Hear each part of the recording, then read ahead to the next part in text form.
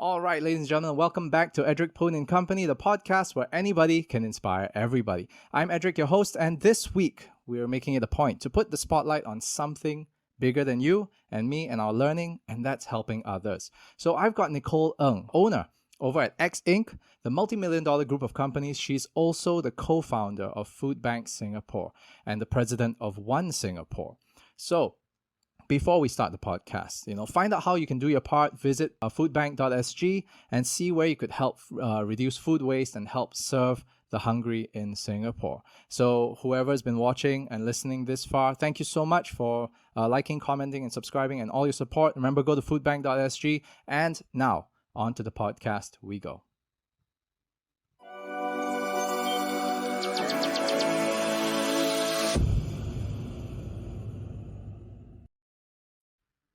Hey, hi, Nichol. Hi, Edric. Hey, thanks so much for joining the show. I really appreciate it. Most welcome. Thanks for having me. No problem, no problem. Hey, so Nichol, you are extremely busy as always. You've got so many businesses under your name, and plus you're also so involved in more than just one organization outside of your work. One of those that we are really putting in focus today, as you've heard earlier on, is really about Food Bank. We would love to find out a little bit more about how you actually began Food Bank, how what really got to you to say that, look, we can make a difference here. And it doesn't necessarily need a multi-million-dollar investment. It doesn't necessarily need a lot of people, but has to start from somewhere. So could you please share that story with us? Yeah, most certainly, and it'll be my pleasure as well. I thought it would be interesting for me to share a little bit about my own background. So, some of you may already know I do a lot of food distribution. So, actually, food is in our bloodline. So, my grandfather started the business in 1934. And basically, as a family business, we have kind of survived quite a few crises and quite a few pandemics, and including at one point during the 97 currency crisis, our family was bankrupt. So I was there uh, as a undergrad then at NUS. I actually saw my house being seized by the bank. So it was something that was completely life-changing at that juncture because my dad overexpended, and especially in today's world, I think the story was important for me to share because I think it resonates with the current culture that we have. We always feel that as entrepreneurs, and I think there's many serial entrepreneurs out there when it's one after another. My late father was actually the early days serial entrepreneur, right? But he really trusted the wrong people. I guess overexpended, and basically we completely lost the 250 million US dollar empire that he built in the early 90s, which in today's terms is about $1 billion. Amazingly, the only thing that he managed to do was to ring fence my grandfather's food business, which was then the smallest entity of the entire lot. So as I just wanted to set the stage to say that, hey, don't look at me like this successful business person. Of course, it's easy for her to start an NGO. That wasn't it at all. Because of this fall from grace, right, as a family, we had to start from scratch on a lot of levels. And so there was no succession planning as well. The food distribution business just became a company for my uncles and my dad to continue having some work to do. And we were already a well-known name back then in the industry. I was called back in 2002, 2003, shortly in between the first IT bubble burst and just before SARS hit. So that was the time when my dad said, hey, I need to come back for my first job at MediaCorp to say, hey, I need to digitize the business. And I also wanted to modernize the business as well. So I came back and I've been here ever since. So it's about close to 19 years already. So I told myself, if I ever had the opportunity to revive my grandfather's business or rebuild my late father's empire to a certain extent, I wanted to find a way to give back. So a business should not only be a business, but I felt that great sense of responsibility to firstly the industry that we're in, secondly also to the people that we serve. Because I'm just selling food, right? It's a no-brainer. I'm filling people's tummies. There must be something more to it, right? Like making people happy or something like that. But importantly, after I've learned in the industry and the amount of extravagant food that people throws away for very silly reasons, I told my brother that we have to start Singapore's first food bank, where we are here to salvage the excess food from the supply chain and then regenerate this food into whether is it to charities and organizations, and then allow them to feed the people on the ground. Because Singapore throws away 30% of everything that we import, and that's billions and billions of dollars of food that we are dumping. Some people might be wondering what type of food. So basically, we throw away, it's not just the ugly fruits and vegetables, okay? There are, as you all know, we live in a very clean island, like a hospital, with a very high, food safety standards and all that, which means that the SOPs are also far higher. And therefore, this actually causes a lot of food to be thrown away, number one. Number two, being entrepreneurs out there, if any of you are listening in, you might be thinking of, hey, there's this Korean snack, it's very popular. I want to bring it in because it's popular over there. But you don't know whether it will sell. So we've been receiving tons of these alternative or new products that's floating around in the market. Because Singapore is a free port, it's very easy for you to do business. There's no import taxes levied on most consumables. And so for anybody who wants to start a business, especially in F&B, it also then becomes very easy because the barriers to entries have come down. So this has constituted to, plus our affluent, higher disposable income. We are therefore being able to import more food, have a more luxurious, ample supply of food. And then on the other hand, we've kind of noticed that cost of food has been going up. But we notice definitely the cost of living has also been going up. Our incomes haven't doubled for sure. So just to give you a snapshot, when I first joined the industry in '03, the one tin of oil, the palm oil, it's about $10. If you ask me what's the market price now, we're looking at about $27. So it has gone up by 2.7 times, and I don't think our incomes, any one of our incomes, if any of our incomes have gone up by 2.7 times, please, share your tips with me.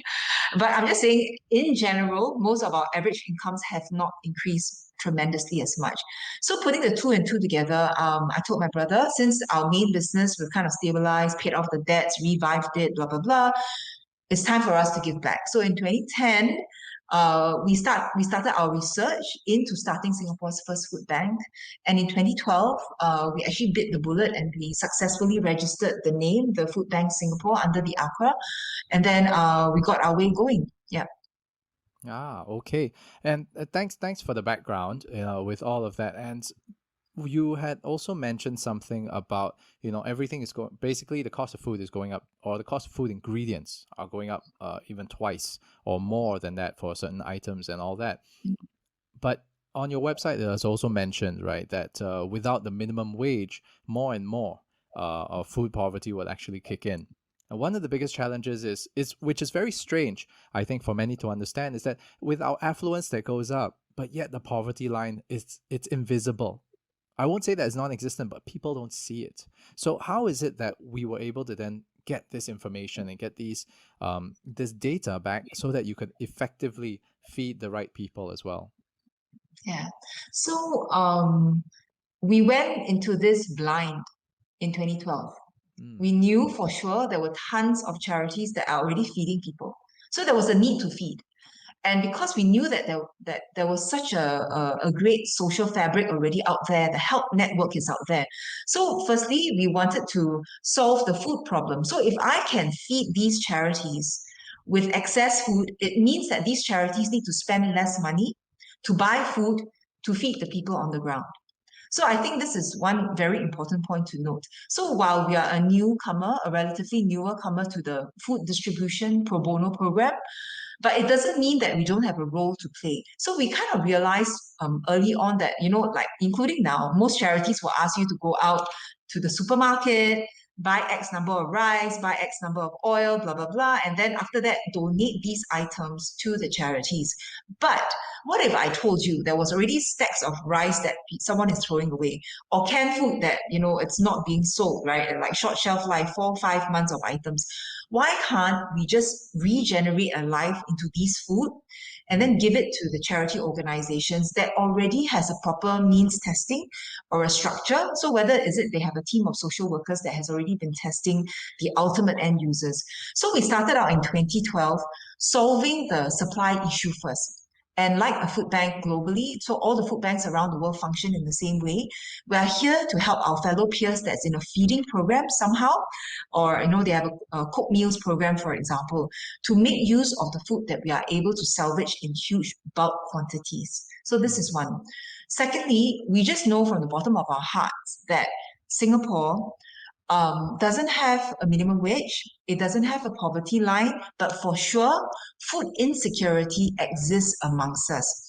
The other thing that's very interesting, especially for some expats, that I mean visiting on a short-term contract or something, you don't see poverty like how it is even in Hong Kong. Because homelessness is nearly non-existent in Singapore. Occasionally, you would see some campers around, and last year there was this huge report about finding a few thousand people, right? And then we were making this big hoo-ha about it. But the honest truth is that we grew up in an environment where poverty is not in your face, number one. You don't smell poverty. Singapore is so clean and pristine. You think that all these things do not exist, but they actually are isolated in the very nicely built HDB blocks. Doesn't matter whether is it rental blocks or even owned blocks, right? But everyone is hidden in their maybe 800 square feet space, for example. So our poverty is hidden. And it's actually also very prevalent in all first world countries where these are all the working poor. Because we have to remember, even during pandemic times, our unemployment rates are still relatively healthy, right? And so that means most people are duly employed. It also means that we actually should be fighting for minimum wage. I'm not putting any agenda out there, but I'm just saying that it's because a lot of people they have a job, but it's just that they are not being paid enough to put food on their table or to settle not just their 3 meals but their daily necessities. So coming back to your very major questions, we spent 2 or 3 years swimming in the dark, like in a swamp, right? We knew that we had to get to the bottom of this problem because there are hungry people out there, because the charities are also busy feeding people. But we also realized there's no food insecurity report in Singapore. So this was mooted by the donors. So the donors say, are you sure Singapore needs a food bank? Are you sure Singapore needs a food bank? So we were actually waiting for the government to release some numbers, which they didn't. So I think now it's 3 years ago, we bit the bullet and we decided to pay for our first ever national food insecurity report. So we paid a $250,000 to the Lien Center for Social Innovation under SMU to do up a report, which is Singapore's first national food insecurity numbers. So the numbers that came back was quite staggering. We're looking at about 10.4% of people who reside in Singapore that is not able to effectively feed themselves on a regular basis. So our gut feel kind of paid off. We knew for sure that there was a real need on the ground, but we didn't have statistics. And being a fellow Singaporean, we always rely on statistics, right? And without statistics, like nothing is quite real. So now that with 10.4% that's already, surfaced up, we wanted to actually deep dive further as well. So who constitutes this 10.4%? Are they just living in rental blocks, for example? So the numbers actually covers even private housing in landed property and private residential condominiums and all that as well. So actually, I would just like to, put it to the listeners out there as well that's, watching this podcast right now, that to us, hunger doesn't have a face. It doesn't mean that that person, must, scrabbily dress or whatever else. It might be your neighbor, it might be your teammate, it might be your fellow employee, it might be one of your employees, it might be one of the persons that you're working with, that's facing some kind of hunger situation, because hunger can strike anybody at any stages of their lives. Yeah. Right. Thanks so much for that. And it's exactly the point, because like what you said, you can't smell poverty. Many a times, right, we tend to see those who are impoverished as maybe the old lady or the old man pushing cardboard down the road, and that seems to be the image of what poverty is. But exactly what you mentioned in Hong Kong, you can go to, when you go to Tongloan that side, they always have all the, and even Victoria, over in Victoria Park, the old people just staying there under the bridges, right? Especially during the winter. So this is very normal for us to see. India as well, of course, you got those on the street, but in Singapore, you'll never, ever, ever see